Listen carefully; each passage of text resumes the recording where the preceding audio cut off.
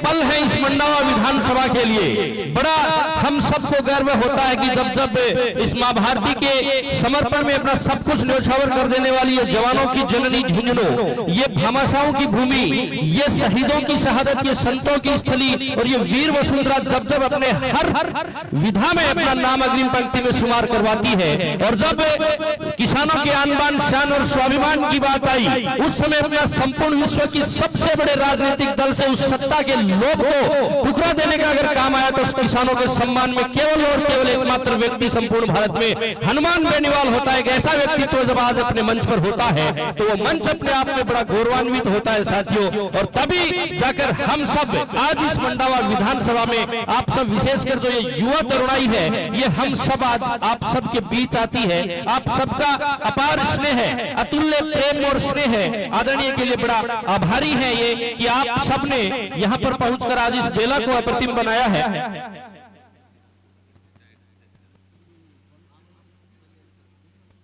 लीजिए, इसी कड़ी में मैं जो उद्गारों की कड़ी है उसमें निवेदन करते हुए हम सबके बीच राजस्व प्रधान और प्रमुख मुखों की रिटायर्ड तहसीलदार मनीराम जी खीचड़ साहब हम सबके बीच हैं। मैं जोरदार तालियों के बीच आपसे निवेदन करूंगा कि आप आए और अपने उद्गारों से हम सभी को, इस जन समूह को कृतार्थ करें। सबसे पहले बोलिए बेर तीजाजी महाराज की, सालासर धाम की। मंच पर विराजमान राष्ट्रीय लोकतांत्रिक पार्टी के सुप्रीमो भाई हनुमान जी बेनीवाल साहब, झुंझुनू जिला के आरएलपी के अध्यक्ष और सम्मानित मंच, आज अपने शेखावाटी की धरा पे हनुमान जी बेनीवाल की सत्ता संकल्प यात्रा पहुंची है, जिनके स्वागत में आप सभी यहां उपस्थित हुए हैं, उनका मैं आभार व्यक्त करता हूं। और आप लोगों को बताना चाहता हूं कि मैं पिछले 14 महीने तक नागौर जिले में हनुमान जी बेनीवाल की तहसील में तहसीलदार रहा हूं, और इनकी जो छवि वहां पे है वो किसी लोक देवता से कम नहीं है। आप इस बात को मान के चलिए। ये जिस प्रकार से हुंकार भरते हैं, वहां इनका ये नहीं कहना है कि किसी भी कर्मचारी का स्थानांतरण करवा दे, जो कर्मचारी आएगा वही मेरा है। यहाँ लोगों ने जो धारणा बढ़ा रखी है कि भाई मंडावा, मोंडवा और नागौर में कोई जाएगा वहां हनुमान जी बेनीवाल रहते हैं। इनका जितना सरल स्वभाव मैंने पिछले 14 महीने में देखा है, और इनका जनता के प्रति, सभी 36 कौमों के प्रति, किसी भी प्रकार का आदमी इनके पास में चला जाता है तो उसकी पूरी बात सुनते हैं और अगले का काम करवाने की कोशिश नहीं, उसको करवा के ही मानते हैं। अगर जो काम इन्होंने हाथ में ले लिया, जो संकल्प ले लिया, उसको ये पूरा करके छोड़ते हैं। ये इनकी विशेष खासियत है। इनका जनता का दरबार जो है वो रात को 2 बजे तक भी चलता रहता है। अगर किसी भी गरीब के साथ में किसी भी प्रकार का अत्याचार होता है तो ये उस जगह पे सबसे पहले पहुंचने वाले व्यक्ति हैं, और तब तक उस काम को अंजाम देने में देते हैं जब तक काम पूरा नहीं हो जाए और अगले की सारी डिमांडों के बारे में पूरा नहीं जाए, पहले जानकारी करते हैं। आज अपने जिले में पधारे हैं, इनका मैं पूरे झुंझुनू जिले की ओर से हार्दिक अभिनंदन एवं स्वागत करता हूं, और आप लोगों से अनुरोध करता हूं कि सभी 36 कौमों को साथ लेकर चलने वाले हनुमान जी बेनीवाल का हाथ मजबूत करें। जो भी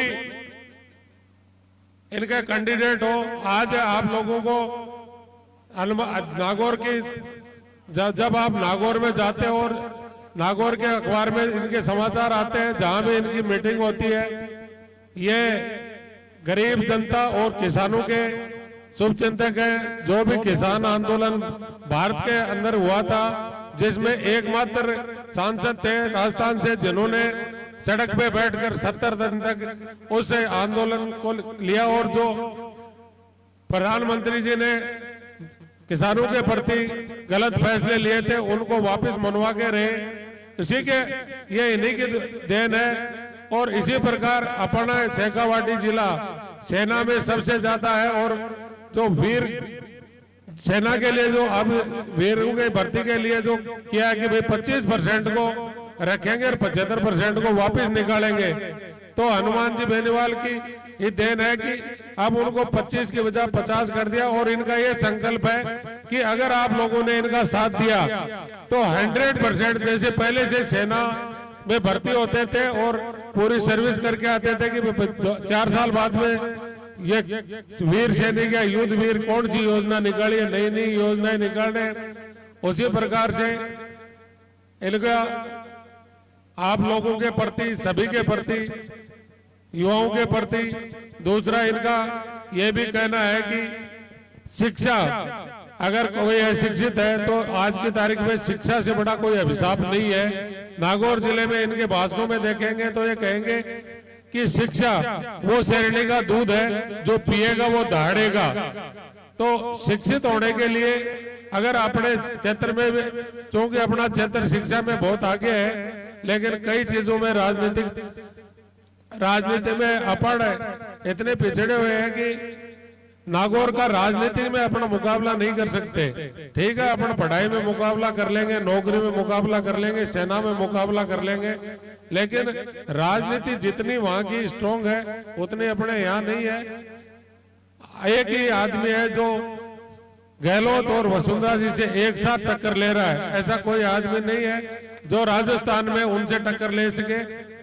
तो मेरा आप सभी से अनुरोध है कि इनके विचारों को सुने और इनके हाथ मजबूत करें। आप इनके हाथ मजबूत करेंगे तो अपना आने वाला कल सुरक्षित होगा, आने वाले बच्चों का भविष्य सुरक्षित होगा। इसी के साथ में पुनः मैं आप लोगों का बहुत बहुत आभार व्यक्त करता हूं कि आप यहाँ पधारे, सुना। पुनः बोलिए वीर तेजाजी महाराज की धन्यवाद। जय हिंद, जय भारत। बहुत बहुत आभार पूर्व सेवानिवृत्त तहसीलदार साहब। और बड़ी सुंदर बात कही आपने कि जब जब अन्याय के ऊपर न्याय के लिए बात करनी होती है तो एक बड़ी बुलंद और लीजिए, और वही कहते हैं कि हम सब के बीच की मत डरो अंधियारों से अब भोर होने वाला है, मत डरो अंधियारों से अब भोर होने वाला है, गर्जना सुन पा रहे हो आप, कोई शेर आने वाला है कि जल रहा है राजस्थान, अब नया दौर आने वाला है। और उस शासन में हम सबके संकल्प के साथ आपका अपना हनुमान आने वाला है, आपका अपना हनुमान आने वाला। लीजिए मैं सर्वप्रथम अतिथि देवो भव की परंपरा के बीच हम सबके बीच आप सबके जनप्रतिनिधि चहेते और लाडले आरएलपी सुप्रीमो श्रीमान हनुमान जी बेनीवाल साहब के स्वागत, माला पहनाकर स्वागत और राजस्थान की आन बान शान पगड़ी पहनाकर स्वागत करने के लिए मैं आरएलपी की संपूर्ण पदाधिकारी जिले की टीम राजेंद्र जी फौजी, गोगी जी, संदीप जी डारा, अशोक जी बराड़ा, राजेश जी मील, पंकज जी चौधरी और श्रीमान अब्दुल सत्तार जी खत्री, आप साफा पहनाकर मान सम्मान करेंगे। अब्दुल सत्तार खत्री जी बिसाऊ, आप साफा पहनाकर माननीय का जोरदार करतल ध्वनि से उस आपके अपने सहेते लाडले का अगर मान सम्मान हो। थोड़ा सा मंच का सभी ध्यान रखें। और बड़ी 51 केजी की बड़ी माला से विशेष मान सम्मान राष्ट्रीय लोकतांत्रिक पार्टी की जिले की कार्यकारिणी संपूर्ण और नेतृत्व करते हुए राजेंद्र जी फौजी जी, सत्तार साहब, जोरदार तालियां। राजेंद्र जी पूनिया साहब, आपसे भी निवेदन आप भी आए। राजेंद्र जी पूनिया,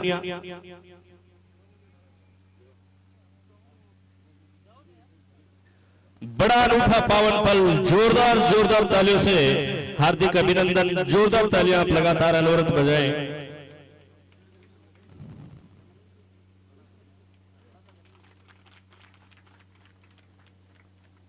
और इसीलिए शायद कहा कि 12 बरस कुकर जिए 13 बरस सियार, 12 बरस कुकर जिए 13 बरस सियार, बरस 18 योद्धा ऐसे हनुमान जैसे जिए, बाकी जीवन है धिकार। जोरदार तालियों से हार्दिक स्वागत और अभिनंदन ने एक बार पुनः।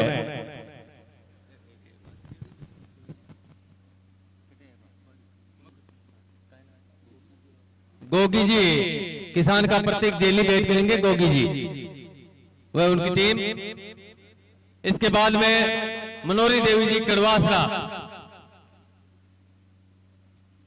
प्रिया जी मेघवाल को शॉल उड़ाकर सम्मान करेंगे, मनोरी देवी जी कड़वासरा।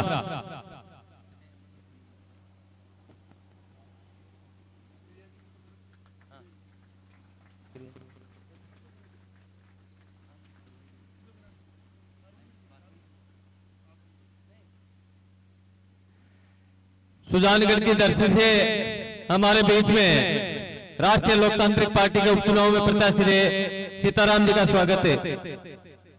हाँ, स्वागत है। राजेंद्र जी फौजी करेंगे। लो, हनुमान जी बेलीवाल आपको संबोधित करेंगे। जोरदार तालियों से स्वागत करें हनुमान जी बेलीवाल साहब।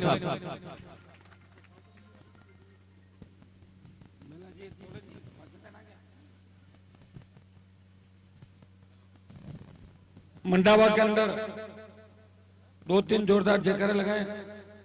बोले सालासर दरबार की, तेजाजी महाराज की, ख्वाजा साहब की, राम साहब पीर की। उपस्थित छोटी बहन अंतर्राष्ट्रीय बॉडी बिल्डर प्रिया सिंह मेघवाल सुजानगढ़ से आरएलपी के प्रत्याशी रहे। सीताराम जी नायक रिटायर्ड तहसीलदार और समाज सेवी। मनीराम जी खिचक साहब मेरे भाई, विश्वविद्यालय के जमाने के साथी, लॉ कॉलेज के पूर्व अध्यक्ष दौलत सिंह जी मेला, मनीष जी चौधरी, विकास जी, फौजी साहब, हमारी आरएलपी की पूरी पंकज एंड पूरी पार्टी टीम, ये सारा राष्ट्रीय लोकतांत्रिक पार्टी का पूरा परिवार। कोई नाम लेना है क्या? लिखे हुए हैं। सीकर के अध्यक्ष महेंद्र जी, उपस्थित मौजूद बुजुर्गों, नौजवान साथियों, मेरे भाइयों, वैसे आपको चिंता करने की जरूरत नहीं है। इसको मत देखो, आपकी आज संख्या कम है। अब इस राजस्थान के अंदर अपनी संख्या का रिकॉर्ड कोई नेता नहीं तोड़ पाया। 5 से 7 लाख की संख्या अगर एक अकेले व्यक्ति ने की, हनुमान बेनीवाल ने करी थी। और एक जगह नहीं करी, बाड़मेर से लेके नागौर होते हुए राजधानी तक इतनी बड़ी रैलियां तुम नौजवानों ने करवाई, किसानों ने करवाई। ये संख्या मायने नहीं रखती, जज्बा। मैं जिस खड़े हूं, जहां खड़ा हूं मंडावा के, यहाँ के नौजवानों ने, आपको जानो तो गुलामी फिल्म बनी थी, इसके अंदर मंडावा फतेहपुर इस इलाके का पूरा वर्णन है। और आज भी देश के अंदर जब बात चलती है, लोकसभा में बैठते हैं, तो उस फिल्म की चर्चा जरूर होती है कि वहां के जमींदार, वहां के किसान के बेटे अपने हक और अधिकार की लड़ाई लड़ते थे। ये पिक्चर इसी बात की होती है। भाइयों, आज देश की सीमाएं अगर सुरक्षित है तो उसमें हरियाणा, पंजाब और दिल्ली के बाद सबसे बड़ी सादत अगर दी है तो शेखावाटी के किसान के बेटों ने इस भारत माता की रक्षा के लिए सबसे बड़ा बलिदान दिया। हाँ, ये सही है कि नौकरियां ज्यादा लगने से, पढ़ाई लिखाई का माहौल होने से, किसी को आचार संहिता का भय दिखा के, किसी को गाड़ी जब्त करने की बात करके, किसी की ट्रांसफर कराने की बात करके सभा में आने से रोका जा सकता है, लेकिन वोट देने से कोई किसी को नहीं रोक सकता। वो मतदान गुप्त होता है। मुझे बड़ी चिंता होती है कि हमारी नेताओं की सोच को क्या हो गया।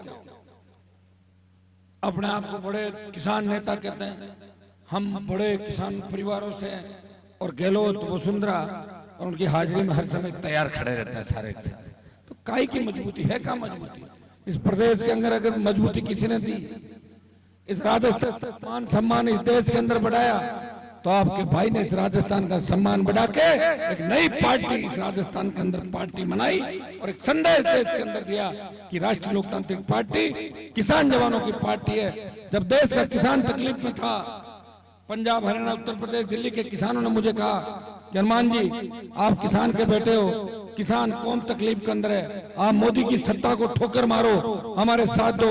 भाइयों, बिना सोचे समझे मोदी की मिनिस्ट्री छोड़ के 70 दिन सड़क पे कोई सांसद बैठा, नागौर का सांसद था जिन्हें किसान कौम के लिए अपना सब कुछ समर्पित कर दिया। अग्निपथ जब आया, अग्निपथ के खिलाफ अगर मोर्चा देश में किसी एमपी ने खोला, झंडे के साथ अगर उस आंदोलन में कूदा, नागौर का सांसद था जिन्होंने कहा मेरे छोटे भाइयों के सम्मान को ठेस नहीं चाहिए। सेना की भर्ती पूर्व की सेना भर्ती रैलियों की तरह होनी चाहिए। लोकसभा ऑल पार्टी मीटिंग में 1 दर्जन बार मामला उठाया। जोधपुर में 2 लाख जवानों की रैली करके मोदी को चेतावनी दी, आ रहे हैं दिल्ली की तरफ, और उसका परिणाम ये हुआ जैसा तहसीलदार जी ने बताया। पहले 25% अग्निवीर रखने की बात थी, अब 50% को एडजस्ट करने की बात हुई। अभी 2-4 दिन पहले आपने देखा होगा एक अग्निवीर शहीद हो गया, एम्बुलेंस के अंदर उसकी बॉडी लेके पंजाब के अंदर आए। 4 जने आते हैं, बॉडी रख के चले जाते हैं। आखिर कौन सुनेगा इस देश, कौन सुनेगा प्रदेश, कौन लड़ेगा किसानों के लिए, कौन लड़ेगा जवानों के लिए? लड़ते लड़ते मेरे 20-25 साल हो गए। मैं भी चाहता सत्ता का आनंद ले सकता था। सत्ता तो मेरे चारों तरफ घूम रही है, दिल्ली की भी, राजस्थान की। वसुंधरा से लड़ा, उसको 7 समंदर पार उसके दोस्त ललित मोदी के पास भेज दिया।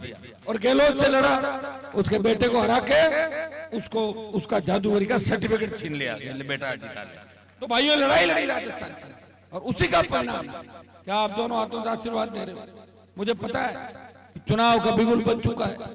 यही यात्रा अगर आचार संहिता से पहले मैं इस इलाके के अंदर लेके आता, मुझे पता है जो जुनून आपका दूसरा होता। सीकर की रैली के समय मुझे पता था कि मंडावा के अंदर 5 साल पहले किस तरह स्वागत सत्कार आप लोगों ने किया था। मुझे पूरा भरोसा कि शेखावटी का जवान इस संघर्ष के अंदर, जो इस न्याय युद्ध के इस लड़ाई के अंदर हनुमान बेनीवाल का साथ देगा। जो तूफान मारवाड़ के अंदर अशोक तांत्रिक पार्टी का चल रहा है, उसे शेखावटी के अंदर सुनामी शेखावटी के किसान के बेटे मनाएंगे। लड़ने के लिए मैं योद्धा ढूंढ रहा हूं।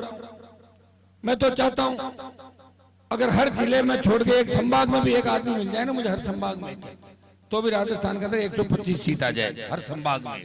मिल ही नहीं रहे। अभी आते तो कहते हैं टिकट का वेट करो, टिकट कटेगी जब आएंगे।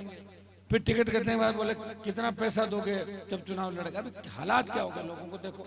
राजनीति में व्यापार के लिए आते हैं। आप राजनीति क्यों करना चाहते हो? पर बस काम काज ठीक हो जाए, पैसा कमाना राजनीति के मारे। तो भाइयों ये सेवा करने कोई नहीं आता राजनीति की। सेवा करने तो मैं आया हूँ, इसलिए न तो मोदी की ईडी का डर लगता, और न सीबीआई का, न गहलोत की क्राइम ब्रांच, और न गहलोत की पुलिस का डर लगता। ये व्यक्ति लड़ रहा है, आपके सम्मान की लड़ाई लड़ रहा है। ये रथ का पहिया शेखावटी में जू आगे जा रहा है। कांग्रेस बीजेपी के अंदर खलबली मच रही है। ये रथ किधर जा रहा है, क्या करेगा? आरएलपी क्या करेगी? अगर मैं मारवाड़ से यात्रा रोक देता, आप कहते कि हनुमान जी हमारी तरफ रथ लेके नहीं आए। देखिए चुनाव का समय, कांग्रेस बीजेपी टिकट बांटने में व्यस्त है, सब लोग मौज मस्ती कर रहे हैं। एक व्यक्ति आपकी सेवा के लिए निकल रहा है, वो ये नहीं देख रहा है कौन क्या देख रहा है। ज्यादा से ज्यादा लोगों के बीच जाऊं, मेरे भाइयों को संभालूं। बजरी माफिया जब राजस्थान के अंदर था, कांग्रेस बीजेपी इस राज्य के अंदर, बजरी माफिया ने 1 लाख करोड़ का घोटाला किया, सबसे बड़ा घोटाला भाई प्रदेश का। अगर उसकी आवाज बंद की, उसको फुर किया, उसको भगाया, नागौर के सांसद ने बजरी माफिया को उसकी औकात दिखा दी। राजस्थान जितने भी हार्डकोर अपराधी थे, जितने भी क्रिमिनल थे, उनका पाला मेरे से पड़ा। और जो अपराधी नेता थे, जो घरों में बैठ के षड्यंत्र रचते थे, उनको भी जेलों के अंदर अगर डलाया। हनुमान बेनीवाल के संघर्ष से ही जेल के फाटक खोल के नीचे करवाई उनकी गर्दन, वो मैंने ही करवाई थी। और आप सब जानते हैं, इशारा समझ गए ना आप सारे सारे, वो अंदर मैंने ही डलवाए थे। अब कोई कोर्ट किसी को बरी कर दे, वो मेरे पास उसका इलाज नहीं है, मैं कोर्ट से ऊपर नहीं हूँ। हाँ, सरकार मेरी यहाँ आ जाए तो नए कानून कुछ न कुछ बन सकते हैं, ये भी तय है। तो भाइयों, इसके लिए वोट की आवश्यकता। अब आप बताओ, जहाँ 1 लाख वोट हमारे और 50-60 हजार माइनॉरिटी के और 40-45 हजार शेड्यूल कास्ट, मंडावा में 2.5-3 लाख में से 2 लाख हम सब हैं। और उसके बावजूद ही आप देखिए लोगों की लड़ने की क्षमता ही नहीं। सड़क पे टोल देंगे और टोल देते हुए कहेंगे ये गलत है, 100 रुपए डीजल पेट्रोल ये गलत हो रहा है, चोरी हो गई ये गलत हो रहा है, कोई बलात्कार हो गया बहुत बुरा हो रहा है, और वोट कांग्रेस और भारतीय जनता पार्टी को डाल देंगे। फिर और क्या होगा? यही होगा। इस राजस्थान के अंदर जो नंगा नाच हुआ, कौन जिम्मेदार है इसके? क्यों हो रही पेपर लीक की घटनाएं? क्यों बजरी माफिया पनप रहा है? क्यों बलात्कार हो रहे हैं? क्यों अपराध बढ़ रहे हैं? ये गहलोत वसुंधरा के गठबंधन का परिणाम है। कांग्रेस बीजेपी मिली हुई है, किसी बीजेपी के नेता को कांग्रेस ने जेल में नहीं डाला और कांग्रेस के भ्रष्ट मंत्रियों को, विधायकों को भारतीय जनता पार्टी ने कभी उनका विरोध नहीं किया। एक पार्टी लड़ रही है, लड़के आपको लड़ना सिखाया, कम से कम बीच में आया तो सही, देश में चर्चा तो चली, मीडिया के अंदर बात तो आई कि तीसरा मोर्चा बढ़ रहा है और तीसरा मोर्चे में आरएलपी सबसे ज्यादा मजबूत स्थिति के अंदर राजस्थान कर रहा है। तो भाइयों बात चली, आपका तो सम्मान बढ़ा ही रहा हूं, नुकसान तो मेरा खुद का कर रहा हूं मैं। नुकसान का मतलब मंत्री नहीं बन रहा हूं। क्या होता है मंत्री? मैं तो मंत्रियों से बड़ा हूं भाई, होते क्या मंत्री?